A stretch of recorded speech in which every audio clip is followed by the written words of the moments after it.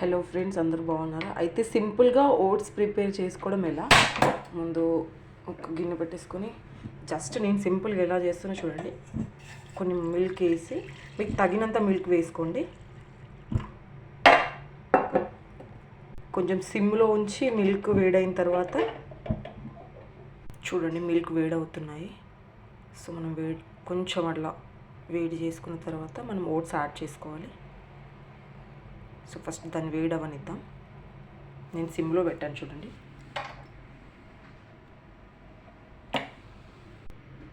So ఎక్కువ heat చేసుకోవద్దు, కొంచెం అట్లా హీట్ అవుతే సరిపోతుంది.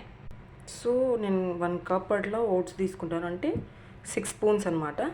సో మీకు తగినంత స్పూన్స్ మీరు తీసుకోండి, మీకు ఎంత తినగలుగుతారంటే అంత తీసుకోండి. సో యాడ్ చేస్తున్నాను.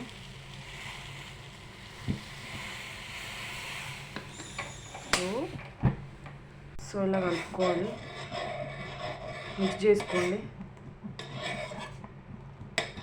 మెల్లిగా మిక్స్ చేసుకోవాలి. చూడండి, అంటే నేను కొందరు బెల్లంతో చేసుకుంటారు, కొందరు షుగర్. నేనైతే ఇందులో డ్రై ఫ్రూట్స్ అండ్ స్వీట్నెస్ కోసం డేట్స్ యాడ్ చేస్తాను. సో ఈరోజు డేట్స్ లేవు, డ్రై ఫ్రూట్స్ కూడా అయిపోయాయి. ఇంకా ఈరోజు ఇలా కానిస్తున్నాను. సో దీంట్లో నేను డేట్స్ లేవు కాబట్టి జస్ట్ 1 స్పూన్ షుగర్ అనమాట, ఓన్లీ 1 స్పూన్, మీకు అంతకంటే ఎక్కువ వేసుకోను. సో నేను షుగర్ తిన్నాను యాక్చువల్గా, కాకపోతే డేట్స్ లేదు కాబట్టి దాని రీప్లేస్మెంట్ షుగర్ వేసాను. సో సింప్లీ చూడండి. సో చూడండి, మన కోర్స్ రెడీ అయిపోయాయి.